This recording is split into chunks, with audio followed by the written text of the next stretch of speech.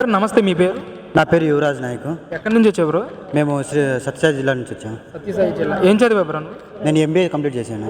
ఎప్పుడైంది మీరు pass out? ఇప్పుడు last 2024.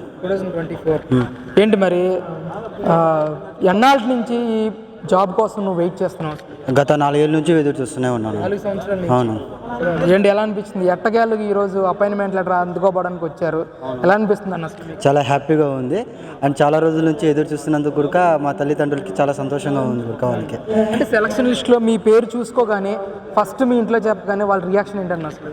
అరే, షాక్లో అయిపోయారు, భారీ షాక్లో అయిపోయారు. మా పిల్లోడు చాలా సంతోషంగా ఉన్నారు.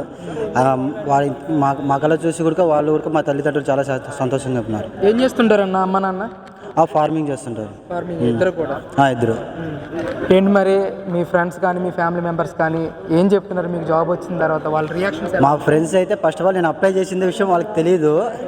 నేను హైదరాబాద్లో 1 year జాబ్ చేశాను అనమాట, డేటా అనలిటిక్. అది మా డాడీ ఫోర్స్ వల్ల వెళ్ళిపోయాను. ప్రిలిమ్స్ రాసి అలా అటెండ్ అయిపోయి రిజల్ట్స్ రాగానే వెళ్ళిపోయా. మళ్ళీ గత 3 ఏళ్ళ తర్వాత మళ్ళీ ఇది ఈవెంట్స్ పెట్టి మళ్ళీ ఇక్కడ వచ్చాము.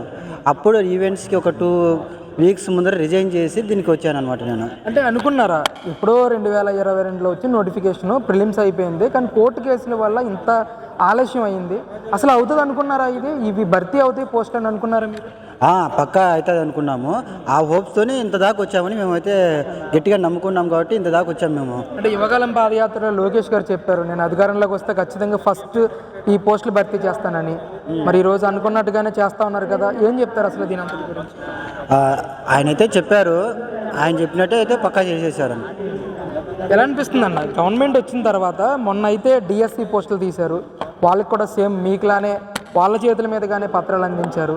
ఈరోజు మీకు 6,000 పైచీలకు పోస్టులు తీసి వాళ్ళే పత్రాలు అందిస్తూ ఉన్నారు. ఏంటి, సంవత్సరంన్నరలో దాదాపుగా 25,000 పోస్టులు గవర్నమెంట్ ఉద్యోగాలు భర్తీ చేయడం అనేది ఎలా అనిపిస్తుంది? ఇదైతే చాలా 1.5 yearకే కంప్లీట్ చేయడం అంటే చాలా సంతోషకరం. దీనికైతే మేమేం చెప్పలేము, చాలా ఇదే మన సక్సెస్ అన్నట్టు చెప్పగలం చంద్రబాబు నాయుడు గారికి. నేను డెవలప్మెంట్ పరంగా ఎలా ఉందనుకుంటున్నారు? ఐటీ కంపెనీలు కానీ పరిశ్రమలు కానీ వస్తున్నాయంటారు రాష్ట్రానికి? వస్తున్నాయి కదా, గూగుల్ వచ్చేసింది, టీసీఎస్ వచ్చింది, చాలా వచ్చాయి మన వైజాగ్కి. ఇంకా రావాలని కోరుకుంటున్నా. ఏంటండి, రేపొద్దున పోస్టింగ్ వచ్చిన తర్వాత జాబ్లో మీరు జాయిన్ అయిన తర్వాత మీ కర్తవ్యాన్ని ఎలా ముందుకు తీసుకెళ్ళబోతా ఉన్నారు? అసలు మీ ఎయిమ్ ఏంటి? నా ఎయిమ్ వచ్చేసి ఎస్ఐ కొట్టాలని. అది కొట్టేంత వరకు నేను జస్ట్ నార్మలే, కానిస్టేబులే, కానీ అది కానిస్టేబుల్గా నేను భావించాను.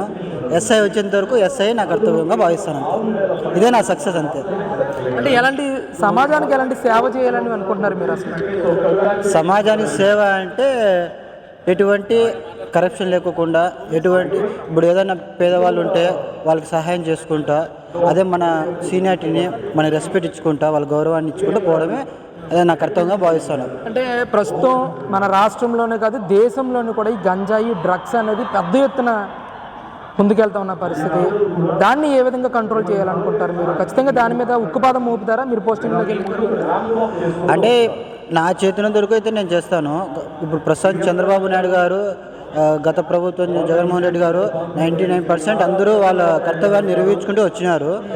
దాని తగ్గట్టుగా మనకు ఆ సాయం మనం వస్తే ఆ సాయంలో మనం కూడా చేస్తామన్నమాట. Thank you bro. Thank you brother.